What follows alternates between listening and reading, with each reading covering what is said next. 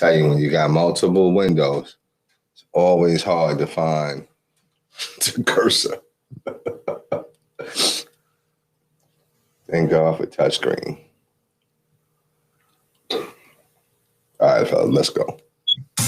Welcome all to Let's Get It, where we attack today's local and national hottest sports topics. I'm your host, Randy Dutkin, and let's get after it.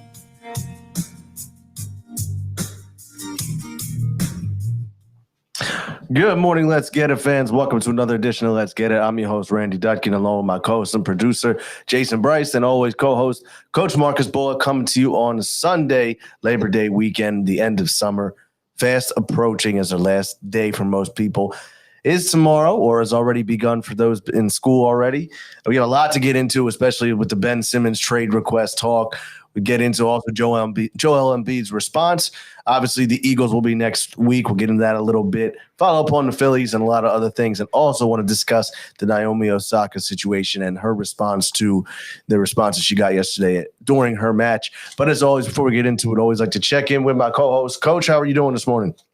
I'm doing well, man. Doing well out here in Pittsburgh with my mom and the rest of my family. So just tying up some loose ends out here, man. And like you said, last days of summer, getting back. School starts officially on Thursday. I had all my teacher in-service stuff that I'm still not sure about what really happens in those things. But did all that last week. But, back to the grind. Yeah, I mean, I know you said you were back to the grind. And Jay, I know you've been back to the grind also. Yes. So how's it going for you, sir? It's all right, brothers. Good seeing y'all. Coach, did I hear that y'all start? Well, I know why y'all start Thursday. So wait, so you don't have to report till Thursday? So we had teacher in service Tuesday, Wednesday, Thursday of this past week, and then we don't have anything else until Thursday night. Oh yeah, see, I'm a little jealous of that. You know what I mean? Because when Tuesday come, we're rocking and rolling, brother. Everybody's back. So. But you know what? I'll be honest with you. I feel good about it. You know what I'm saying? I think once I get over the initial getting up like 6 and then, having to be at work at 7:30. Once I get into that flow, I'm good because I'm ready for. I think it's time to get back to learning. It's time to get back to having kids in the building and shaping young minds. So I'm looking forward to it. But it's just the discipline of getting up that I'm not looking forward to. You know what I'm saying? How long of a drive is that? Yo, it's like, when that traffic get crazy, it can be like 40 minutes. That's what I thought. It can be like 40 minutes. Now, if no traffic, I'm cruising. I'm doing it in like 30, 31. You know what I'm saying? So, My man Tony checking in. What's up, Tony? How we doing? Hey, what's up, Tony? How you doing? Listen, we got to get Tony on the show too. He want to come on the show. All right, Tony. So, Tony, accept this as our open invitation that anytime you ready, just come on through, bro. We got you. All right. Well, like I said, I know a lot of wild stuff. Right. Oh, yeah. Listen, we need those provocative guests. We need the hot button pushers. Yeah. Well, listen, there's a big hot topic that I want to get right on into, and that is the most recent development with the Sixers and Ben Simmons reportedly telling the front office that he is requesting a trade, that he does not plan on reporting and sitting out training camp. I think for most of us, this is kind of. I don't know. There's two ways of looking at it. I was thinking it was inevitable. On the other hand, I didn't think it would turn out this way. I just don't know where the Sixers are at, and now I feel like the Sixers' hands are tied. Coach, I want to get your thoughts on this opinion first. Yeah, I mean, I think it's one thing where he didn't want to play for the Sixers anymore. Like, that was obvious. But I think it's another thing when you come out and demand a trade and say, I'm not reporting. I looked up, and I have it right here in front of me. I looked up, players in the NBA that have demanded trades. Okay. And I'm just going to list 10 guys that they have here, that the players that have demanded trades. Okay. I feel like I know where you're going with this. Go ahead, Coach. All right. And so the first one is not a popular opinion, but Paul George, when he was on the Pacers. Okay. Jay's favorite player. Well, hold on. When he was on the Pacers, he was a little different. Carmelo from the Nuggets. Mm-hmm. Okay. Vince Carter out of Toronto. Mm-hmm. Kyrie from the Cavs. Mm-hmm. James Harden from the Rockets. Mm-hmm. Jimmy Butler's on it. Chris Paul out of New Orleans. Oh, really? Why? I didn't even know about that one. Wilt Chamberlain, okay. Kawhi from the Spurs. Right. Kareem and Anthony Davis from the Pelicans. Okay? So now, the one thing that those guys all had in common, number one, they were the best player on their team. Mm-hmm. Number two, they weren't putting players around them. Well, except for Kyrie. They weren't putting players around them for that team to win, right? Kyrie just wanted to be the man. Mm-hmm. Okay? Ben Simmons wants to trade when this team is on the rise to win a championship, and you're the thing that's holding the team back. Like, how do you demand a trade when that's the scenario? Right. Like, you can say, yeah, I don't want to play here. I want to be traded. I'm fine with that. Like, I get it. Like, that's that new player empowerment stuff. But you can't demand a trade and say, I'm not reporting when you're the thing that's holding the team back. And then on top of that, say, I only want to be traded to a team in California. Who the hell do you think you are? Yeah. He's Ben Simmons. You know, and Jay, I want to get your full opinion on this too, and then coaches to follow up. And that's what I think bothers people the most about this Ben Simmons situation is that he is acting like he has this leverage in a situation as if he's brought all this to the table. And that's what I think is frustrating everybody the most is that what grounds do you have to demand to trade? Like you said, he's the biggest reason why this team cannot reach their success or can't reach the pinnacle that we're looking to see them succeed. And now he wants everyone to feel bad for him, and he wants out of here. You know, and where do you get off with that? Well, I think honestly, the issue that I think I agree with you, Coach. If you want to leave, that's fine. You know, get up out of here. You know what I'm saying? Go. See you later. Bye. But you're coming across like a prima donna a little bit. Well, that's that's exactly what he is. And I'm sorry, Jay. No, you go ahead. No, I mean, it's you're coming across as a prima donna. Number one. Number two, I'm still okay with you still having to develop your jump shot and you having to do stuff like that. But where I'm like, you know what, I'm done with him. And actually, I saw Coach Ware because y'all actually been saying let's get rid of Ben for a long time, and I've been the one saying, nah, let's come on, man, let's keep him.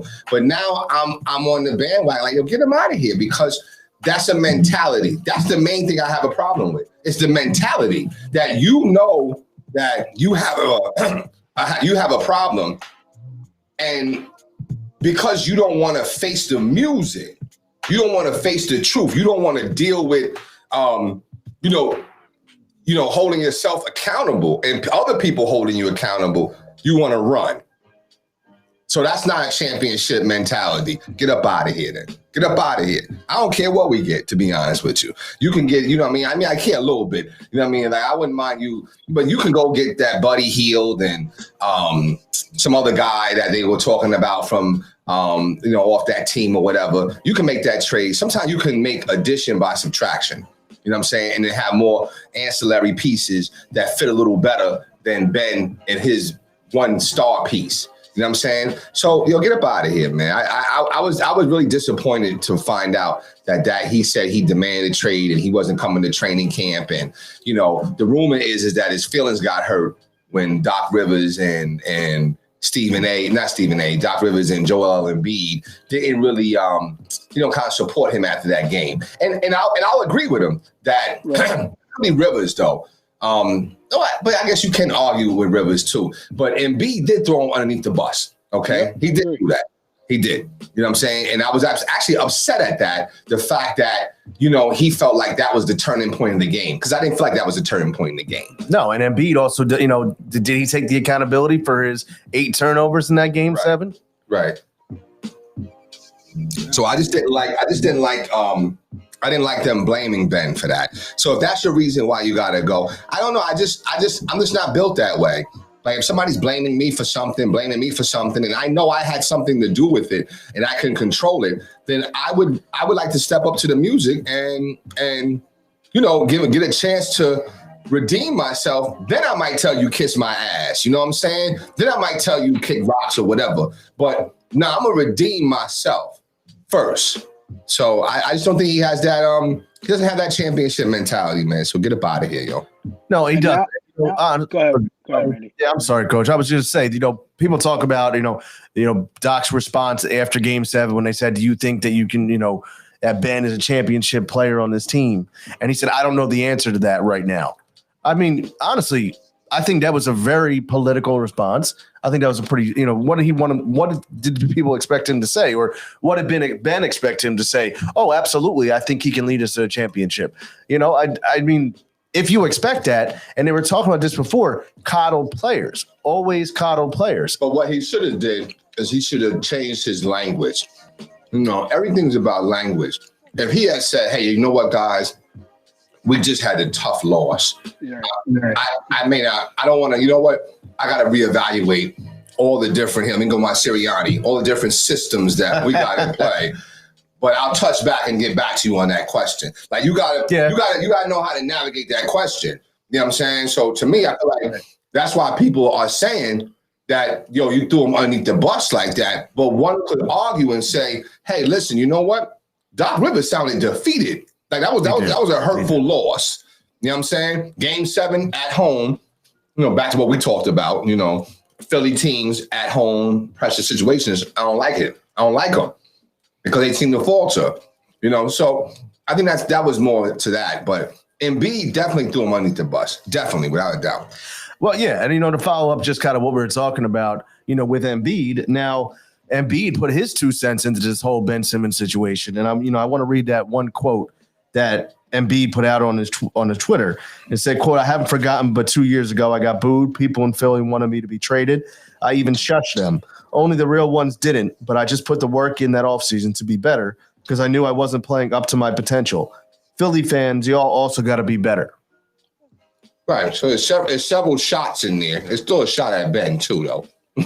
It was because it was a shot, but in this situation, I think Philly fans have every right to give Ben whatever they give him. Yeah, I mean, at this point, I agree because he's put the organization. Randy, do you have what Embiid said after that? Because he took a lot of heat for that quote, and then he came back and added more to it, which really threw Ben under the bus.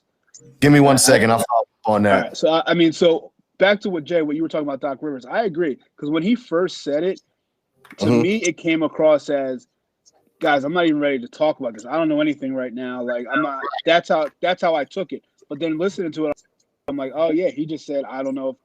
He didn't say I'm not ready to talk about this. So that if you're taking him at face value, he said, I don't know to answer the question. I don't know if he's a championship point guard. So but I think with Ben Simmons, where he really messes up in this situation is by publicly demanding the trade. If you go in and talk to Daryl Morey and say, listen, I'm not coming to training camp, you got to trade me. So now at least the organization still has some leverage I only want to go to California. Okay, then I'll work with you. Like, you don't want to be here. Okay, let me see if I can call the Kings and get this deal done, get you to California. Everybody gets something. But now it's like, we're not going to get anything back for you because everybody knows we have to trade you. So now, like, you're telling me you want to go to California, but you put me in this situation. Why am I going to work with you? Right. I'm shipping you to Cleveland or somewhere terrible. Like, we're not going to get anything anyway. I'm not giving you what you want. But I think that was done purposely, and that's what. Remember, we talked. I don't know if it was Monday or Wednesday or whatever, but we talked. And I said, I wonder if it has anything to do with the whole Rich Paul situation and him, Rich Paul being sued by Nerlens Noel, and then Philly coming out, the organization coming out and saying that, we wanted you, but your agent didn't. So, pretty much, the Sixers are kind of like a witness for Nerlens Noel in that lawsuit or whatever. You know what I'm saying? Sure. So I'm wondering, what you say, that's true, right? That's true. So I'm wondering if any of that has to play where, basketball players make moves based upon the advice given to them by their agents. So I'm wondering if that was like his power play, like, yo, man, get up out of there. Don't have no respect for them. Don't even worry about what they're getting back in return. Because that's all that does. He still gets what he wants, okay? But all that happens is that the Sixers ain't getting shit back like that. You know what I'm saying? Because now, you know, his stock is, you know, how they, you know, like the housing market is a buyers and sellers market. So, you know, the market is going to be more for the buyer than the seller. You know what I'm saying? So it's unfortunate. Yeah, and Coach, I know you asked me to follow up. So Embiid, about a day or two later, said, for clarity, I love the criticism. I love when I'm told I can't do something. Mm-hmm. It makes me work harder to prove everyone wrong, but not everyone is built like that. That's the quote that I read. And then he said, right, exactly. You know, and like you said, that's been right under the bus. Yeah, absolutely. I mean, you know, so it's just, you look at it like, you know, you have Joel saying these things, which, you know what, he's the leader of the Sixers. I think you need him to say that. You need him to want to make other people better. Mm-hmm. And he's not wrong. You're either built in a way that, you know, adversity makes you stronger. Mm-hmm. What do you always say? Pressure burst pipes. That's or Bill's diamonds. Yes. You know, and in this situation, I think, you know, Simmons' pipes have bursted. Right. He can't be here. Right. And it's just, you look at it now, people say, oh, the Sixers still have a lot of leverage, blah, blah, blah. There's a lot of players who want out of their contracts in certain situations, and that's true.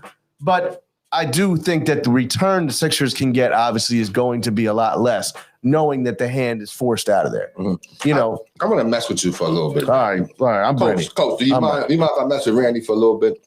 It's bound to happen sometime today. This is a daily, a weekly show occurrence. Do you feel as though the Sixers have done everything they could to make Ben Simmons better and the team better? So I think I know you're going down this avenue. But the thing is, that avenue is closed. That road is shut down. You know, it's the barrier is up. Do I think the Sixers? Well, the thing is, though, I think the Sixers. I mean, look, you know what? It's interesting, though. Because they're very similar, right? I agree. Okay.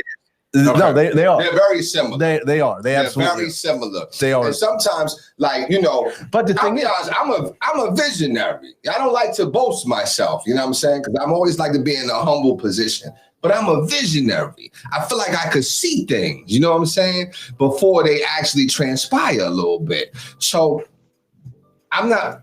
They're the same. You know they're the same, right? Yeah, but here. You're right. The thing is, no. I mean, because you know it is. It's interesting. They have been, the same. Like I said, they're stars in the city.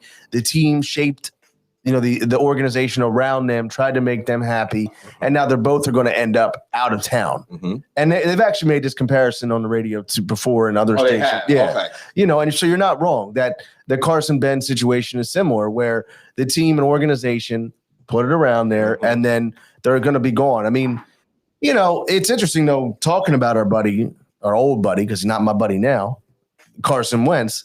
His true colors are coming out. His true colors are coming out in Indianapolis. He don't believe that, though, ladies and gentlemen. But no, I just think it is a comparison but it's interesting where in this regard, there's nobody like defending Ben. They're like, yo, get your ass up out of here. But when Carson, it was like, they was like defenders. And you know what I'm saying? Because I think people really felt like he brought them that championship. And I think that's the difference. But anyway, this is not Carson talk. Well, also, real quick on that. Also, the difference is Carson, you could say, was one of the top, football is different than basketball, but Carson, you could say, was a leader of the team. Where in this, so some people, you have people that had his back. He's the quarterback. He's our guy. Blah blah blah. Whereas with Ben, there's no question he's not the leader of the team. He's not the guy. So I think it's easier you're not going to have people supporting him. I think if Embiid did the same thing, you'd have people having Embiid's back. People try, it'd be more of a Carson situation. But with Simmons, it's just like. Right. Shout out to Jared who's watching with us. Coach, I know you know Jared. So you give us a little shout out there on Facebook Live. We appreciate that. Absolutely. So, but now to your point though, Coach, even when you speak on that, Coach, it makes me go back to like, yo, they're scary similar because you know what? Listen, there were people defending Ben at first. And it all came crashing down. And same thing with Carson. Well, everybody was defending Carson. You got a lot more Carson.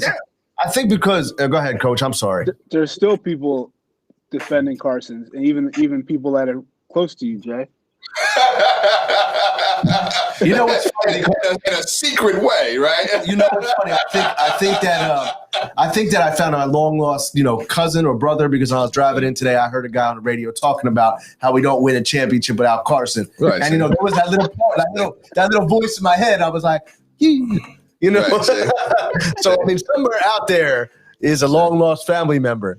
But like you said, Coach, with Carson and Ben, you supported Carson more, but there was similarities because, like I said, there's validation. There was success, and there was success with Ben also. Obviously too for a while there. Well, for a little while there, the Super Bowl glory was still in place, and people were still happy about that.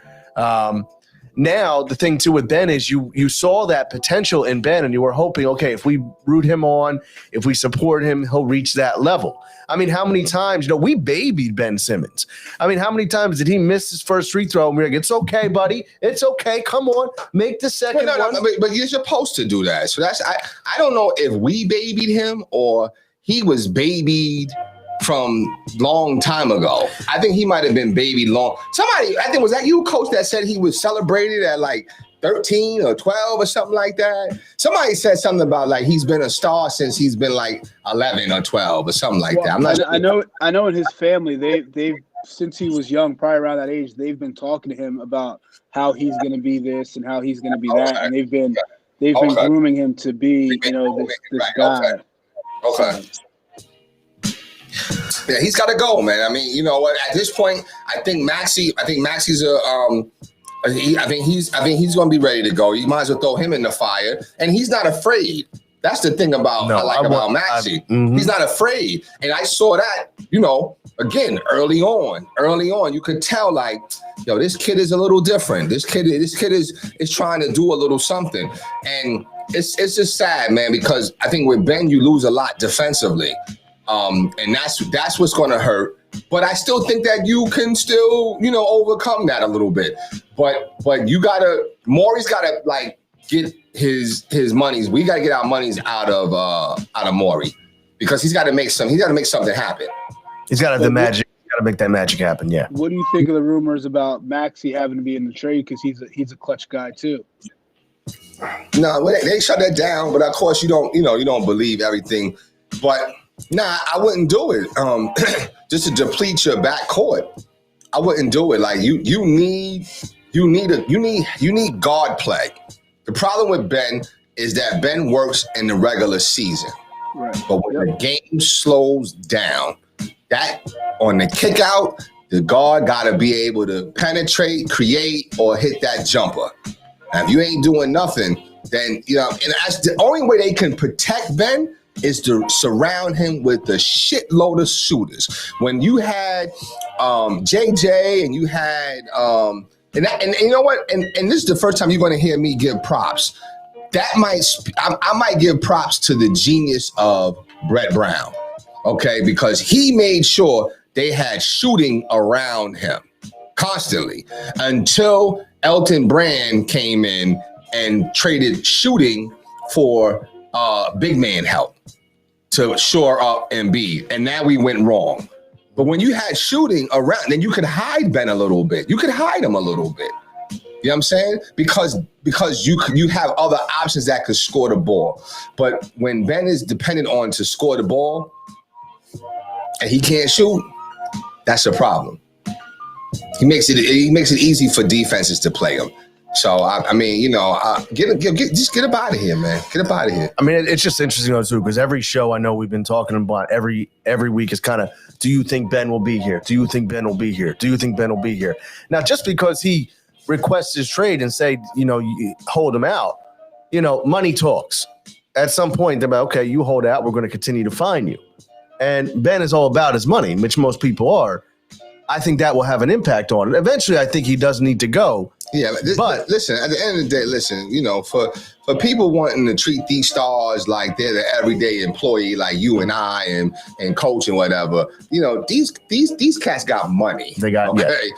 So they can buy their time. They know in the end they're going to win. Like honestly, if Ben Simmons gets fined, let's say they fine him what's a reasonable fine a day? $10,000 for every. I think it's more than that. More than that. Okay. That ain't nothing. That's like $5 to $1 million. But even so, like let's say that they fine him up to $1 million. Let's just say it got to that. $1 million for Ben is not going to impact his pockets that much. No, that's why I said that, the Sixers do best by getting rid of this noise. It's just sad though too, because I saw this the other day. It was all the Philly lottery picks over the years that ended the way they did. You got Evan Turner, you got Nerlens Noel, Michael Carter-Williams, Jahlil Okafor, Ben Simmons, Markelle Fultz. Not one of those players on his team. It's sad. I mean, that's sad. I'll never forget the Evan Turner draft where they got Evan Turner and they had a chance to get Boogie. And I'm like, why would you get him? And it's interesting. Let's people talk about Fultz and whatnot, and and how Jason Tatum turned out. And of course, Jason Tatum did turn out to be awesome. But Markelle Fultz, he was consensus. Like he was the number one pick. It wasn't like the Sixers did a reach. Did you guys know? I read about this yesterday that Fultz wasn't even on his high school team. Was on the JV team his sophomore year. Yeah. And we might have brought this up before, but but the perseverance and the first college that gave him that opportunity was University of Washington. And it was just you'd like to see that, and it was like, okay, so that gene that we talk about to overcome adversity was within him. And I'm not saying that he's a star, but you see him in a better situation now, being able to be a productive NBA player. Well, he has no pressure on him. See, that's what I'm saying. The pipe already burst. So, like anything, there's no pressure on him now. So he can easily recover and, and do that. So, So that's that's all. That's all. But I just tell you, listen, sometimes it hit or misses, on draft picks and stuff like that. The thing about it is what you do after that. So, Ben wants to go. I would honor his request. Yes. And I would honor it as soon as possible.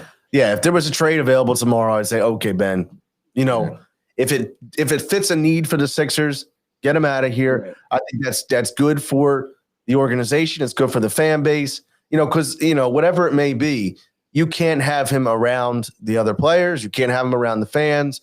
Like I said, he's gone. He's not going to wear a Sixer jersey again. And the quicker, the better, like you said, Jay. Right. Get up out of here. I want you out of here, man. Just get up out of here, yo. You know what I mean? And again, like I said, if you can get a shooter, Buddy Hield. I forget what the trade was.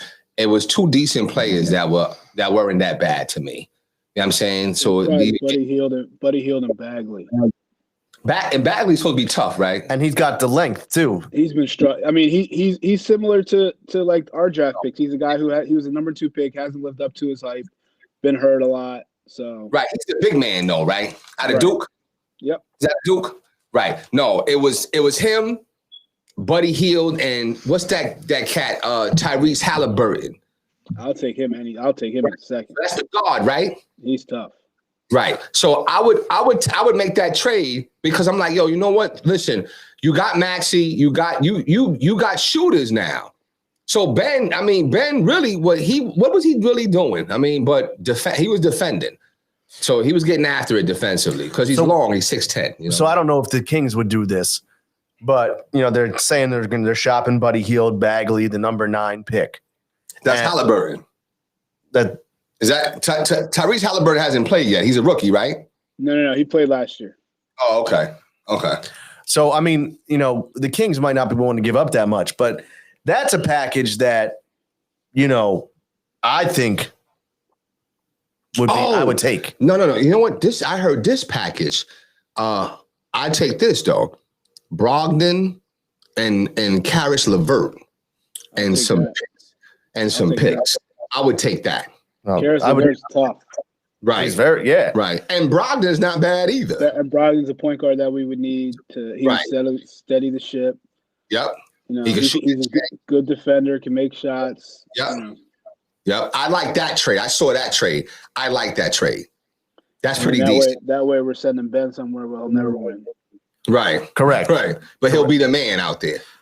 Yeah. He'll definitely easily be the man out there. And he can show all the Instagram videos shooting out there he wants. And, Ben is like, Ben has disappointed me because I got behind. I usually don't get behind players, but I kind of got behind him because I'm like, okay, you know what? Listen. I mean, we could get Adam Sandler. He's been hooping it up in the Philly area. Yeah, he always been able to ball. I'm just saying, he's a facilitator. I always got to jump. Listen, I always thought that Ben was going to be like that next LeBron and stuff like that, be that freight train. But yeah, he's for the fact that he's handling it this way. It's sad. It's sad. It's really sad. And I don't see him.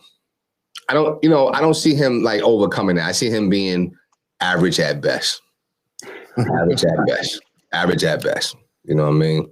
So one of the most things I will say this though, if you guys get a chance, listen to what Charles Barkley said about Ben. Yes. I loved his take on that.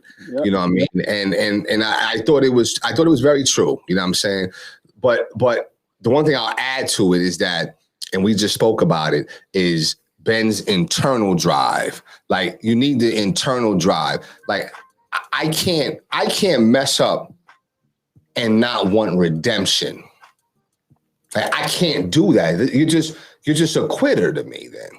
Yeah, you know what I'm saying? Yeah, and the Barkley comments that you're talking about, I think, though, Jay, were when in an interview he said, "So let me get this straight. We liked you enough to give you $200 million. The only thing we ask is you to be a good basketball player. We're just saying shoot the ball, and he's mad and wants to leave town. This is total BS." Right. I love it, though. I mean, I love it. I love what he said. Yeah. And that's the thing, though. Like, everywhere he goes, and that's why I don't think he can go to a big market. I think a market like like a Minnesota, somewhere like that, a Sacramento, somewhere that, I'm not saying they're not sports fans, but it's not nationally really televised, and he can kind of lay down low there is where he needs to go. He couldn't go out to an LA. He couldn't go to Brooklyn. He can't go to Miami. He go to New York, though. He go to the Knicks now. He can go to the Knicks. Yeah, you think he would survive in New York? Get out of here. The Knicks, I don't think the Knicks would want him to shoot that J like that. I don't know. Maybe so. I don't know. New York ball, they like to push the ball. Well, I mean, yeah. Push the ball and play hard D, but press and push that ball. But I just, like I said, he's got to go somewhere. You can put that out there. You can do his thing.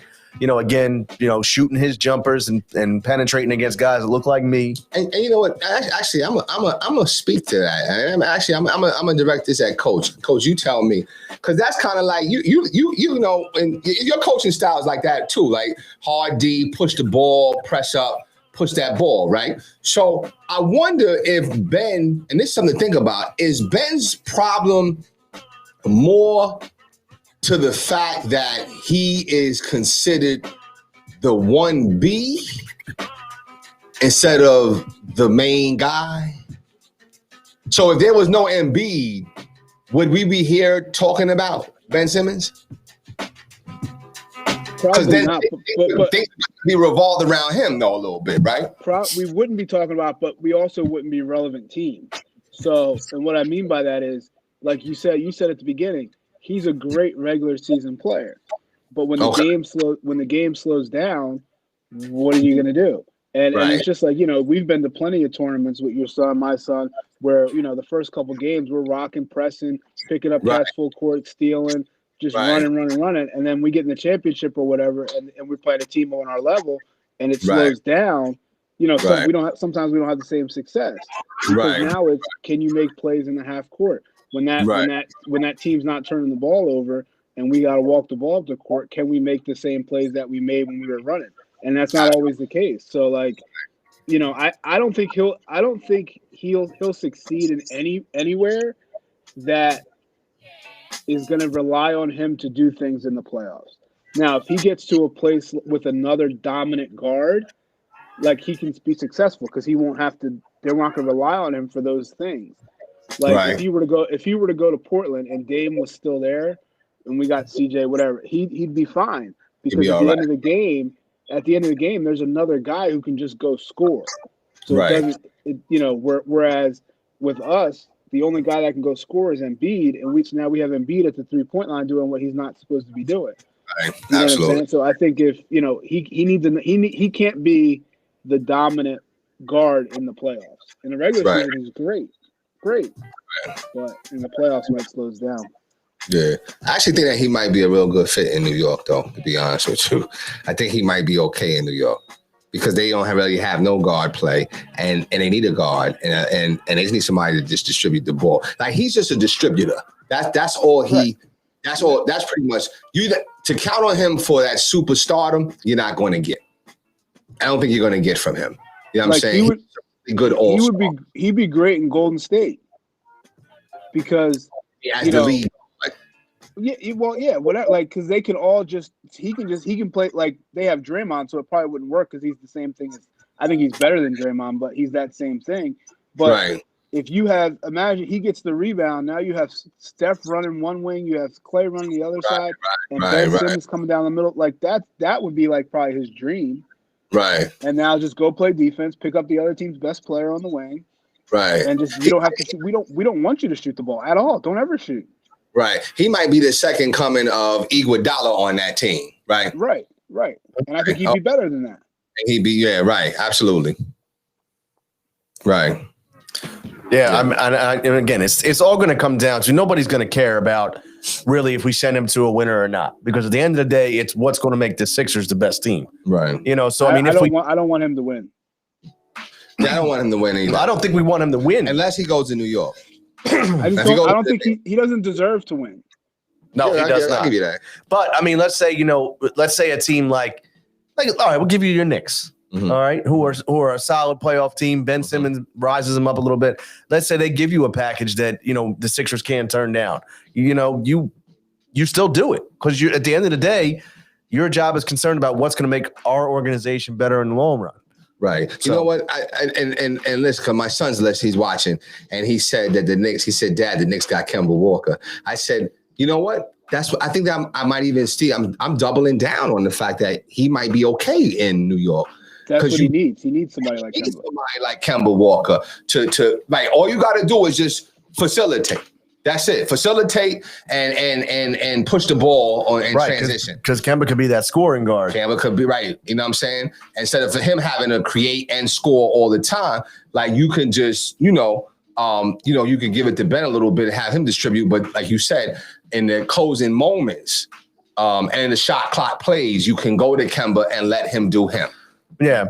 And like you were saying about just like sending him to a place where he would be successful.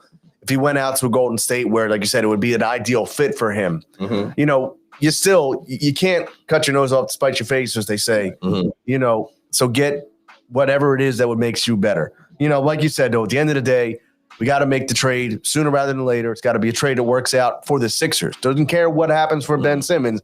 Got to be a situation that makes it worthwhile. I still want to, and this is probably after the show or maybe during the week or whatever. I still think that there's so much similarities between Ben and Carson.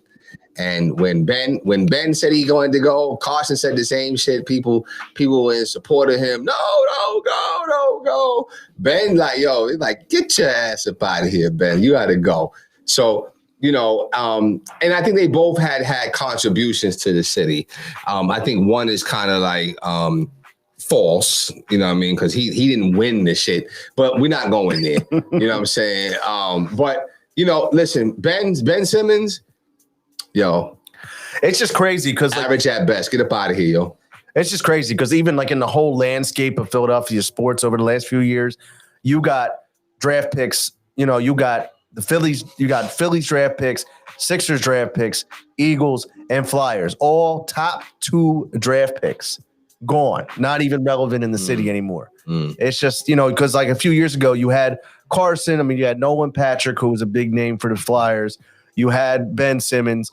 The Phillies had drafted a guy, Mickey Moniak. You had guys you say, okay, we're going to be set for the next few years. And now none of these players are even impacting the team. But at least the Phillies have gotten some things in return with, Bryce Harper, Rio Muto.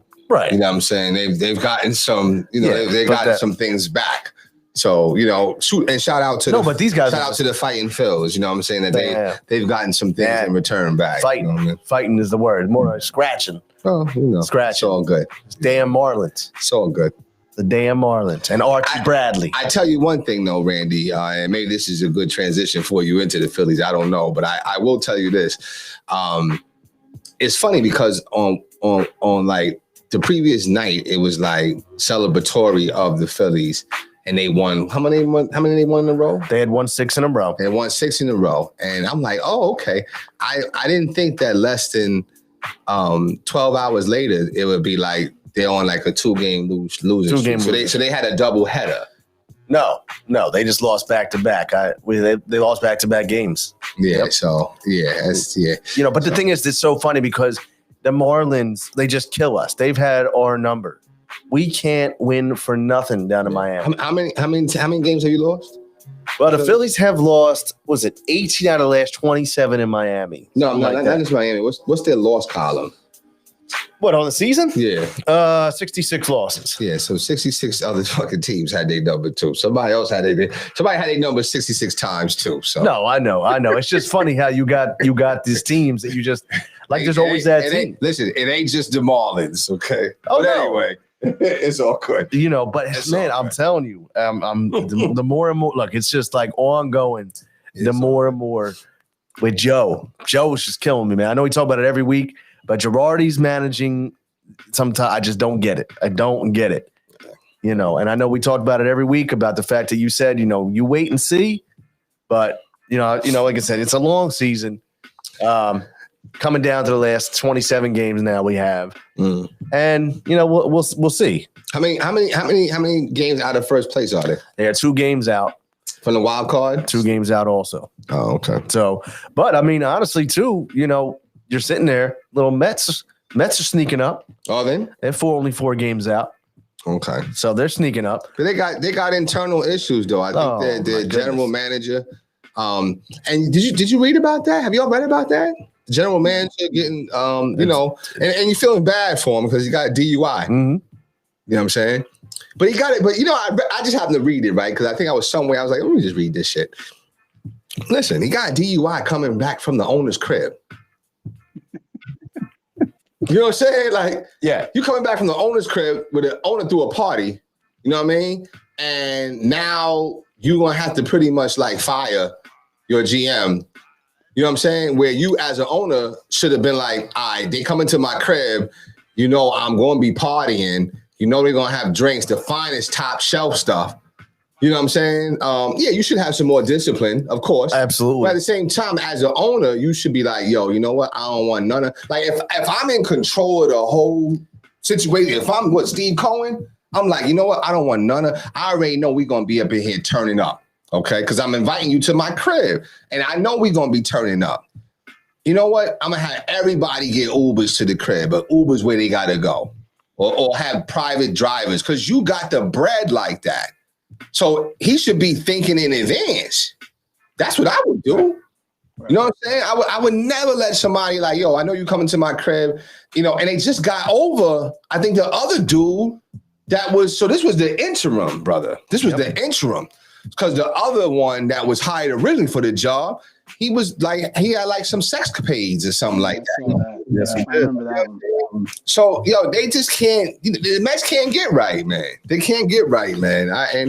It's upsetting because you don't want to see New York teams like that, but they just can't get right. What do you mean? Who doesn't want to see New York teams like that? Well, I love it. No, maybe. Well, okay. Well, you do. Yeah. You know what I'm saying? Because you're in the, what did I say? What I call Jersey? Jersey's like the what? Like tofu, the avocado. You know what I'm saying? You're looking for flavor. It's all good though. It's all good, But yeah, that's unfortunate though. Yeah, listen, it is. And like I said, anytime anyone has issues like that, you wish them the best. You don't know what they're going through, and like I said, you don't want to see people fall from grace like that. Right. So I'll give that respect level on that. Sure. I never wish ill on somebody, but with that said, so kind of transitioning over to is about wishing ill on somebody. So we wanted to get into that Naomi Osaka situation from yesterday at the US Open, who, she had been, had a lot of success in tennis, and she's been, she's had a lot of issues with mental health, and she had taken some time away. Is she the one that was smoking bud? Is that her? No, that was Sha'Carri Richardson. Oh, okay. All right. Yeah, you talking about the track star? Yeah, I'm not familiar with it. That's sad. I should be, but so I'm not. Naomi Osaka, she's a like I said, I don't know the full biography on her, but very successful young lady in the tennis world, in the women's tennis world. Won multiple Grand Slam events, and she had to take some time away. The pressure was getting to her. She just came back. I think this was her first event, the U.S. Open, that she had been back in a while. Is that correct, Marcus? Well, she played in the Olympics and got bounced early. Right, but this was her first women's pro tour event. Yeah, and she ended up losing here in the U.S. Open. And during the match, I know Marcus, you had really knew the details of it. I know what her follow up was. So go ahead and just kind of fill our listeners in on. She was having a rough match. I guess this was a girl she was supposed to beat up on. I know at one point she hit a ball into the stands out of frustration, and then I think it was match point when she kind of like turned her back to her opponent and kind of stalled, and the fans actually started to boo her while this was happening, and then the next point she lost the next point, which was the end of the match, and then I know she came into the press conference and she was crying or whatever, and a couple times throughout the press conference, she broke down. And because of her mental health things that she had talked about before and how the media was too much for her, the guy who was running the press conference a couple times tried to stop the press conference. Was like, no, that's enough, because she was breaking down. But she said, no, I want to keep going. And then I know at the end of it, she said, I'm going to take a long break right now. And, this will be the last time you guys see me for a while. Yeah, and just to quote her, she said, "When I win, I don't feel happy. I feel more like a relief, and then when I lose, I feel very sad. I don't think that's normal." So, whenever you lose the passion for something like she has, where you're not playing it to win, and you're playing, and it's become a job, and tennis for her growing up was always an activity that she just was better than everybody at. Right. And she was able to be lucky enough and fortunate enough to continue that at a pro level. Now, when that activity that she excelled at has now become a job. And that's, when what you love becomes a job, like I said, it takes away from it and it adds that added pressure to it, So I don't know if I'm really wording that. I mean, she's young too, though, right? She's only 23 years old. Right. So she just gotta, that's a tough age. I'm going through it with my daughter. Where they're kind of like, and I told yesterday, and I told before yesterday too, is that they kind of like teeter the line a little bit between like I'm an adult, but then I still want to be like young and being taken care of. So that's like a tough transition period. You know what I'm saying? So that's like it's very hard for her. You know what I mean? Like she's managing adult stuff, but she's kind of still transitioning from a kid, and it's like the plane taking off and it's finally going up. Like that's the hardest part of a plane ride. I don't know if most people know that is takeoff when they go up, because you're going with atmospheric pressure and turbulence and all that stuff. So once she gets through all of that, she'll be fine. But it's interesting how they're slamming her. And this other thing happened about 4 days ago. So I was looking it up. Where somebody, I guess his name is Stefano, I'm not even going to try to even read that last name, but it's looked like it's Tsitsipas, and was playing with Andy Murray, and dude had to go to the bathroom. You know what I'm saying? When Murray was like having momentum and stuff like that. So, is she catching some backlash because they should have probably caught some backlash, or, from what he did or whatever. And it's becoming like a common theme where our players trying to break up the rhythm of another player that's got momentum by coming up with these different excuses, turning the back or going to the bathroom or whatever the case may be. But I don't know. I just know that, she's a baby. She is. You know what I'm saying? So, when you're dealing with kids that are still trying to find their maturation process or still trying to discover things, you should be like that. But, the media is sharks, man. You know what I'm saying? It's sharks, man. Yeah, that's kind of what I wanted to get into, was the media, the shark part. Like this, and this is the problem. I don't even know the girl's name that beat her. Like, she just pulled one of the biggest upsets in the tournament. Why aren't we talking about her? Right. Yeah. Right. Like, right. and that's what I don't understand. That's kind of like when we were talking about earlier, what I wanted to get into. Like, why when the favorite or however you want to put it, Goliath loses, do we focus on Goliath losing instead of the person who won? And I think we do that in all sports. So it's Layla Fernandez who beat her. So I don't know who Layla Fernandez is either. Exactly. And So I think we have to, and like you said, the media sharks, they want to go after the story and what's going to obviously get the most clicks and all that. Just like why the Action News doesn't start with local puppy found, but it starts with 3 shot and because bad negative news like that and the gripping story is what sells. Well,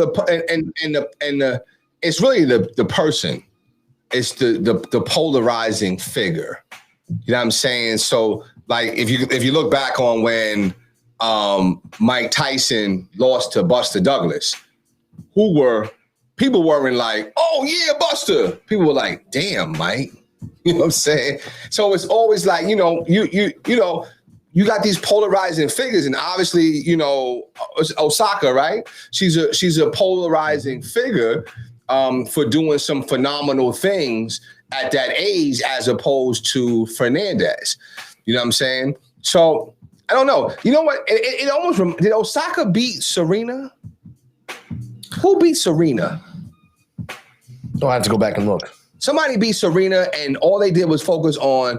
Remember when Serena was going through it, though? I was going to say that too, because Serena kept saying that's what I was going to bring up. Serena was like, "Guys, why are you talking to me? She just beat me. Like, let's focus on her." Right, but they were focusing on her meltdown, though. Yeah, Serena had a meltdown. Osaka did beat Serena Williams to make it to the Australian Open finals back. That was Osaka. Yeah. Okay. Yeah. Okay. So, and that was way back in February. So, but you're right. They're always focusing on the person like that instead of giving the attention to that who it should be on. But because we love to jump on these athletes when they don't reach what we put this pedestal we keep them at. And yeah, I mean, see, I don't like. I respect the statement that you just made. I don't like the statement that you made. I didn't say I liked it, but it's the truth. No, but I'm gonna tell you why I don't like it, because then it forces us to like ease up on Ben Simmons. Then you understand what I'm saying? That's why I don't like it. That's the only reason why I don't like it, because then now it convicts me. It Kwame Browns me. That doesn't fit our narrative. Right, but it does though. I mean, but when you say that, you're right. When you say that, like Ben. Oh yeah. You know what I'm saying? And I don't like that. I don't want to extend that grace to Ben because I'm in my feelings. I don't want to extend that grace to. But you're right. I agree with it. I think you're right as far as truth. But it makes me have to check myself. You know what I'm saying? Because at the end of the day, they are human beings. They are, they're just doing a job. They're doing the best they can. And I guess, they being, I don't want to Kwame Brown, like, what I'm saying. But yeah, that's why I don't like the statement. But with due respect too, if you look at the sport of women's tennis, how many times has women's tennis made it to our show? So in a way, even though it's negative news, it's now bringing women's tennis to the forefront. No, absolutely, it does. It does. It just, it does. But isn't are the reporters or are the media? And this goes back to the media sharks. Are they a double standard shark? It's a what fits my narrative shark. So yeah. They're always gonna whatever's gonna get me the most attention for putting this story out. That's what we're gonna talk about. Yeah, I mean, if I write like an article right now that says everybody lend a shoulder to Naomi Osaka, that's not going to be that's not the first one. You read tennis star can't handle pressure. Which one are you going to read first? Right. You're going to read tennis star can't handle pressure. Right. So like I said, unfortunately, the negative news is what sells. Yeah. Depending on you're right. I was going to say even depending on the polarized figure, but really not though, because you don't even have to be that well in regard. Just depending on the size of the negative news or the negative impact. Yeah. You know what I'm saying? So you could be like, just for instance, the last player on the freshman squad, and if you could go and commit a murder, you're gonna be first. You're right. You're gonna be front page news. You know what I'm saying? And it's gonna say basketball player. It's not going to tell you whether you score 25 a game or you've never played a minute. Right. It's just going to say basketball player. Listen, speaking of playing, and I didn't even say we were going to get into this, but I can't let this show go without bringing up Bishop Sycamore High School. I mean, who? I don't. You know don't know Bishop Sycamore High School? I'm like Bishop Sycamore. No. So who is Bishop Sycamore? Bishop Sycamore doesn't even exist. Right. I went to private school. I was in Catholic school. I don't remember no Bishop Sycamore. So do you know the backstory on this? I don't know who the hell Bishop So it was Sycamore last is, Sunday, man. If I'm not mistaken. Last Sunday, IMG Academy, which is a powerhouse of a program. IMG. Absolutely. So they scheduled an ESPN game against Bishop Sycamore High School. So IMG Academy won like 55-0, as they should, because it's the top 5-star recruits in the whole country. They were playing Bishop Sycamore High School, which was not a real high school. The charter school? No, it's not a school, Jay. Oh, it is not a school. Bishop Sycamore High School did not exist. Somehow got ESPN to sign them to this game. When they looked at the address for Bishop Sycamore High School, it ended up being somebody's apartment in a duplex out in Ohio. So all these players were former junior college dropouts, other players, whatnot. And whoever is doing their background research at ESPN, you probably lost your job, first of all. Second of all, it was hilarious because they start looking at these players' names, looking up history. You know, everybody, when you're on these ESPN broadcasts, is being recruited or at least has been heard of. Right. Nobody knew of any of these players on Bishop Sycamore High School. I just couldn't believe that this actually went down.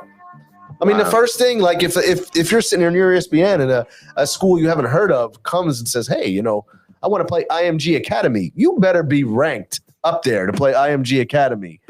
I would have Googled them. I would have looked them up. Yeah, but IMG is probably the one that said they're the ones that kind of get the game, and I think that IMG that's not how that goes. So from what I read, ESPN was looking to have this high school game on because I guess they have X amount a year. So they reach out to the top schools, and what they try to do is get teams from different areas to play each other. So I guess they reached out to IMG. IMG's like, yeah, we'll play whoever. So they wanted a team from Ohio. So the ESPN reached out to all the schools in Ohio, I guess, that would have, fit the criteria that they wanted, but none of them wanted to play IMG. So I don't know how Bishop Sycamore got word of this, and they came back to ESPN and said, listen, we have a bunch of top end recruits. We'll play them. Whatever. We're not worried about it. We'll play. We'd love the exposure. We'll be there, whatever.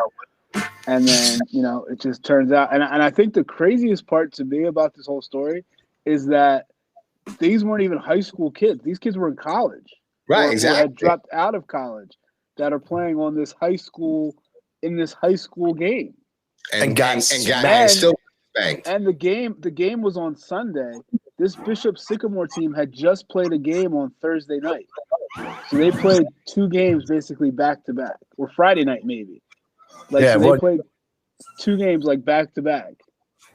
Wow. Well, Jared, who's watching the show again, he gave us a shout out earlier. He wants to let Bishop Sycamore know that he's ready to go next week if they need him. Oh, and I said I am too. I mean, we all had some schoolyard numbers. Give the ball out of the backfield and we're going. I mean, but so they made up the school is what they made up everything. Like I said, the address was literally linked to a apartment in a duplex in Ohio. There is no ground. There is no school. There is no nothing.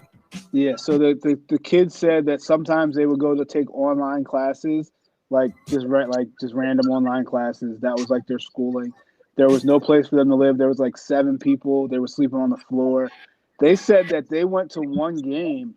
And so, the head coach has a warrant out for his arrest for fraud, for writing bad checks and stuff. So they said they went to a game, and I guess they played on. Let's say it was a Saturday. They got there on Thursday. The coach writes a check to the hotel, thinking, I guess, that they're not going to cash it until they leave.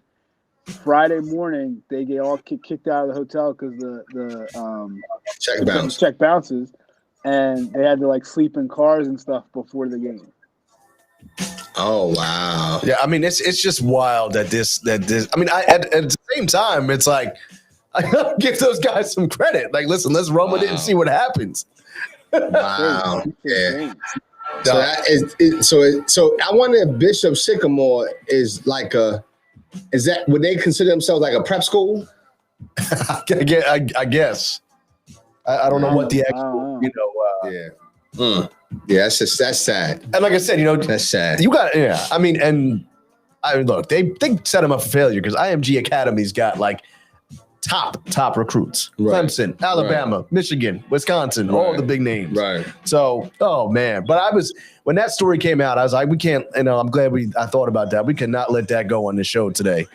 So, but like I said, it's unreal. Yeah. And how they spell it? Like the tree? Yes. SYCAMORE. Yes. So unbelievable. Mm-hmm. So, and then of course, Jay, I know you saw the memes after Cam got released. They were saying Bishop Sycamore's new quarterback or something. Cam Newton has agreed. I did, but I didn't catch it. What I'm saying? That's what that was about. Oh, okay. Yeah. Listen, I mean, Cam being, let go for Mac Jones. Yeah, I don't know about that, but he's supposed to be like the next Tom Brady, right? No, look, you can't argue with what Belichick does. I mean, he knows what he's doing. I mean, the guy, fits the system probably. I mean, I really want to see Cam get a job because I do think that he. Just like he said, you can't tell me there's 32 quarterbacks in this league better than me. Right. And I think he's right. I mean, I would take him in a backup here. Yeah. I mean, Joe Flacco's on a roster. You take Cam Newton. So he must have been that horrible, though, huh? Yeah, I just think, too, They loved him. So I was in New Hampshire when they played their first preseason game, and I was watching it, and, Cam started the game, and, whatever, played his first series. And then when Mac Jones came in, they gave him a standing ovation. Wow. Like, what is going on? He hasn't even played yet. Wow. They loved him. Yeah. I think they see the next Tom Brady in him. So now Cam is just like free agent.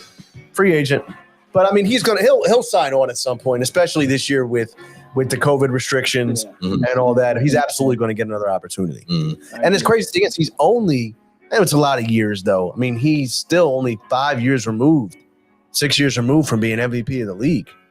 So, Yeah, but still, I mean, how old is he now? He's like 30?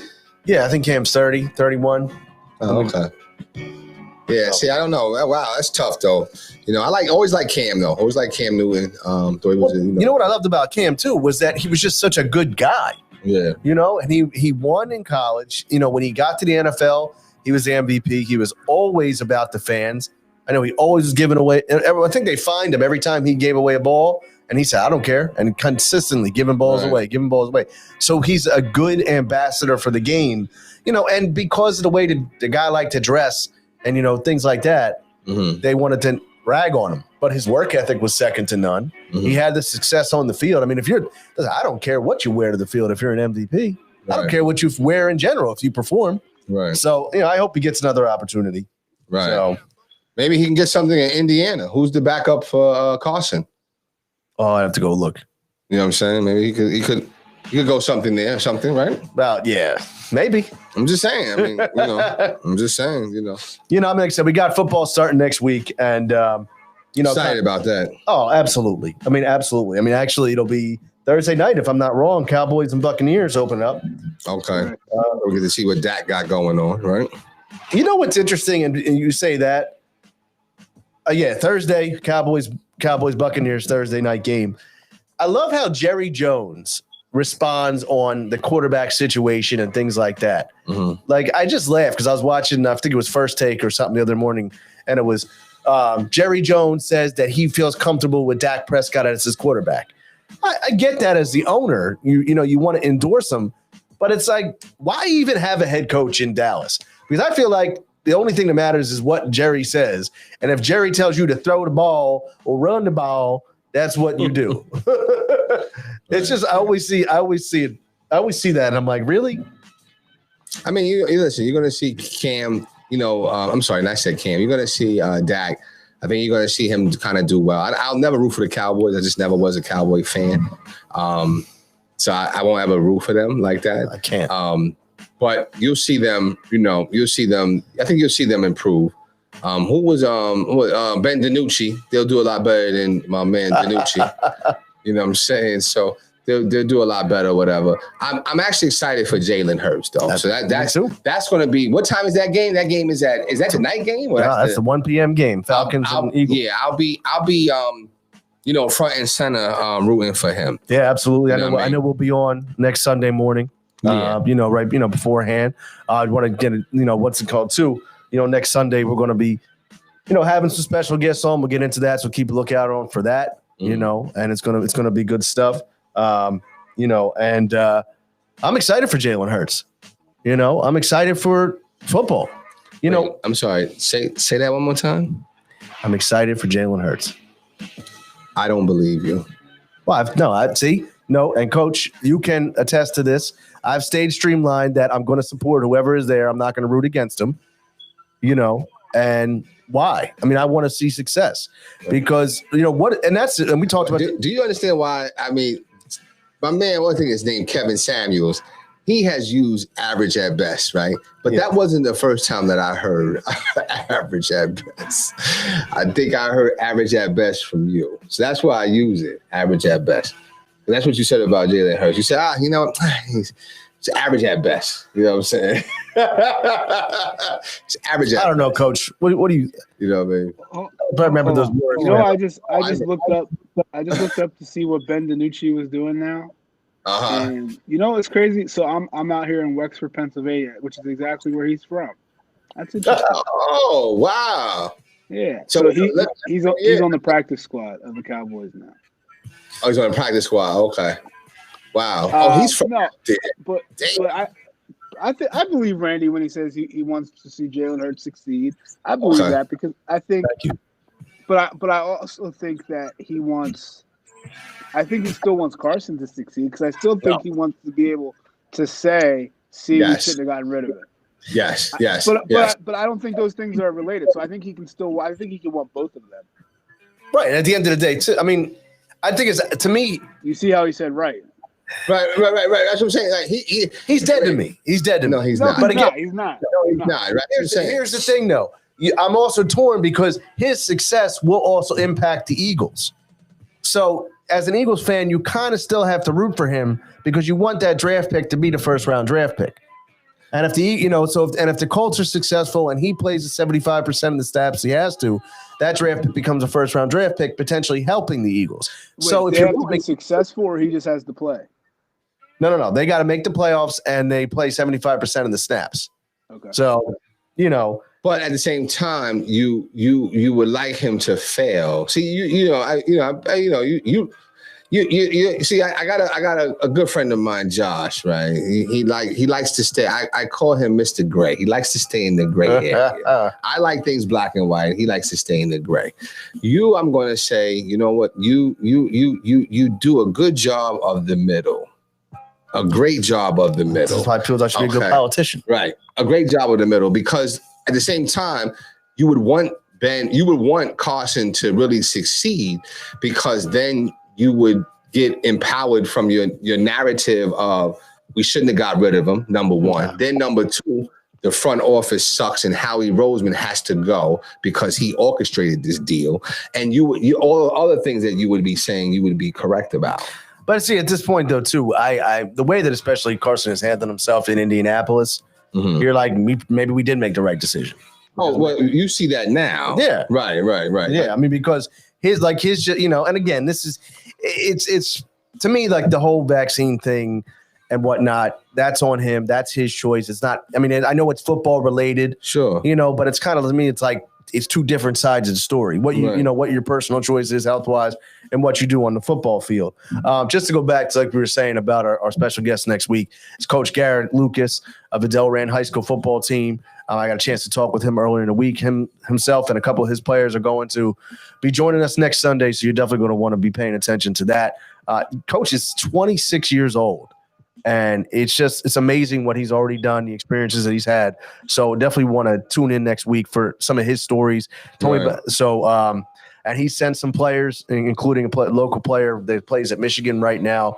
So as a linebacker, so we're gonna be excited to have him on the show. Okay. But like you said, I'm excited. I don't really want to make this show about Carson Wentz and about that situation. Again, ladies and gentlemen, like I said, the middle. See, you see, it was beautifully mastered how he came about that question, whatever, and he moved on to something else. It was great mastery. And that's what good masters of manipulation do there. Well, working the crowd of conversation. Working the crowd. I say conversation. I'm not going to say manipulation. That doesn't make me do it in the right frame of mind there. All right. Look good to our audience as a master of manipulation. I appreciate that. Yeah, conversation. So, look, listen, with that said, I know we've covered a lot today. Mm-hmm. I know we always like to get into our final thoughts. I'm going to take it today. Sure, final thoughts. I think you should. You don't really take it. It's usually you pass it off to everyone. I usually tell me, right. I'm excited, and so you go first. I appreciate that. They said that. Sometimes I just, I like you, Jay. You're a good guy. Whoa. So I'm excited. Got the fantasy football drafts tonight.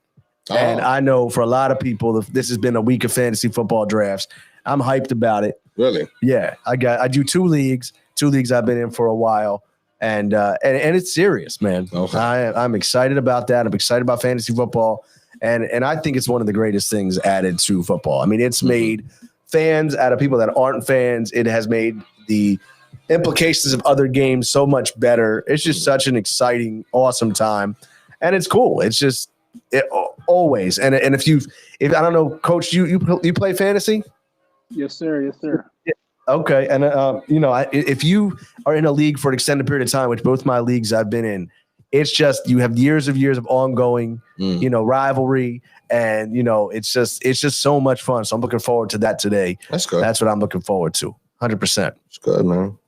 So those are fun. Like I said, just continuing this week with getting ready for the upcoming Eagles game on Sunday, and continuing to root on my Phillies as we try to claw towards maybe a playoff spot. But we have a tough week coming up. So. Okay. So anyway, it's all good. So how about you, Coach? We should, not this year because it just came up too late, but we should look into starting a Let's Get It fantasy league. That would, yeah. Throw some of the frequent viewers on it and just talk some crap and have some fun with that. I have my fantasy draft coming up as well, so I'm definitely excited about that. Football just gives you something to follow along with and watch and just stay in tune, something to stay in tune with. So definitely looking forward to that starting up. I got to give a shout out to Holy Cross football team. Won a big win yesterday, 50-6 against Bishop Eustace, which is a team that Holy Cross likes to beat, is Bishop Eustace. So that's a huge win for those guys, and best of luck for the rest of the season. But other than that, man, just looking forward to football. And like I said, school starts on Thursday, so that's kind of where the focus is at. Hey, Coach, question for you. Now, are your leagues just regular drafts or any keeper leagues or anything like that? So I wasn't a keeper league. That was the one I was telling you guys about last week. But it's just too much for me. Like – I wasn't a keeper league. It was just too much. The rest, the one I'm in now is just a year-to-year thing. Yeah, because like I said, the one league I'm in is a keeper league, and it's you got a guy who drafted Pat Mahomes in the 15th round, like years back, and now every year he keeps Pat Mahomes in the 15th round. And I've always been the debate on should there be an extent, like you can only have a certain player for like 3 years and he's got to go back into the draft pool or something like that. So this league I was in, I mean, it was like you were an actual GM. So you were signing guys to contracts, and it was insane. It was just too much. Like you know, like so everybody's bidding on him. So if I sign him to a 3-year contract for I don't know whatever the money was, like that's how much he went against my salary cap and I was like, guys, man, listen, I got a job. I can't do all this. Yeah. You know? Yeah. Oh, absolutely. Absolutely. You got guys probably making spreadsheets at work, you know. That's what it was. It was insane. Yeah. Oh, yeah. Yeah. I mean, look, shout out though to the commissioner of my league, you know, Matt, because he absolutely, you know, follows it and is really clutch for us. So, Jay, how about yourself? What's your final thoughts today? Yeah, I'm just trying to, you know, get off to a good start, man. You know, school is Tuesday. You know, out of all the holidays of the year, Labor Day is the worst holiday for me. I don't like Labor Day. Yeah, I know. Labor Day. I think we lost coach for a second. No. We had him up here. Yeah, is he still there? I think we may have lost our connection with yeah, coach. we lost him for a second, but yeah, I say out of all the holidays, Labor Day is the worst, yo, because it signifies the end of summer. It's just a wrap. So it's everything's over.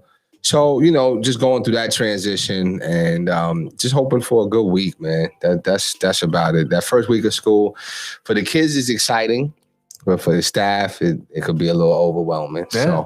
So, but excited for learning, excited for that. Just excited to get back to some type of normalcy. So, you have your first day of school outfit picked out yet?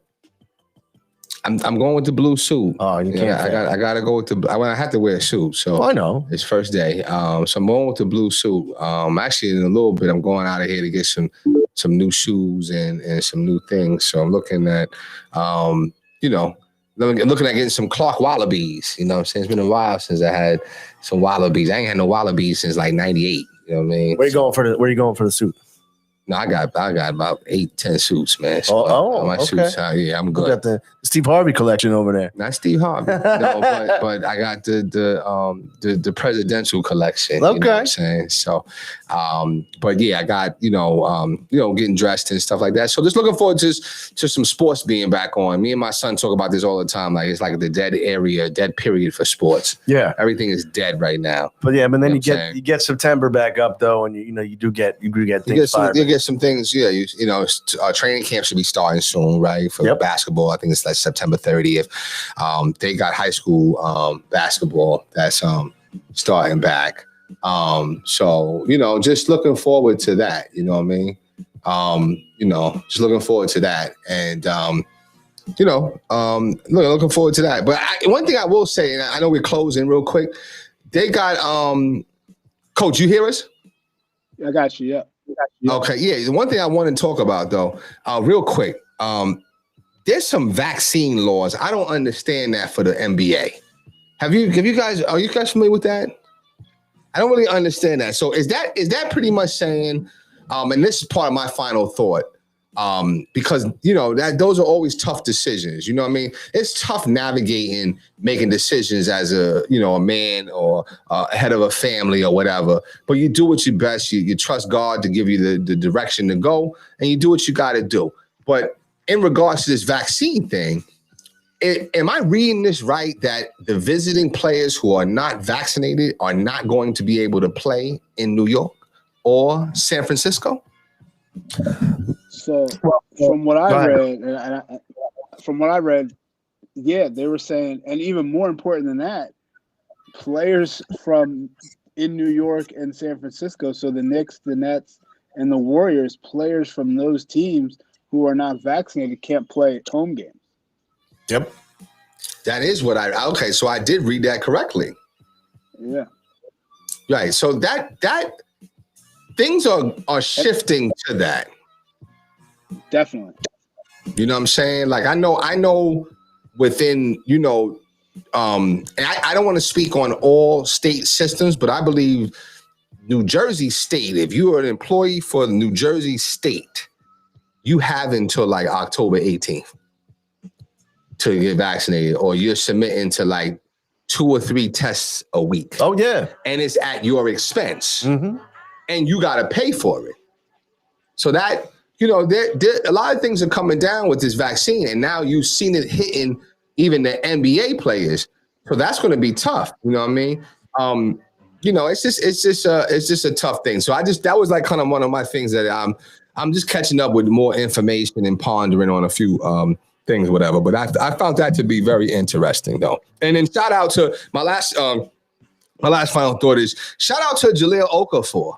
Like, you're like really like, to me, and I apologize, and Kwame Brown, don't come after me, but I really felt like Jahlil Okafor is like a certified bum.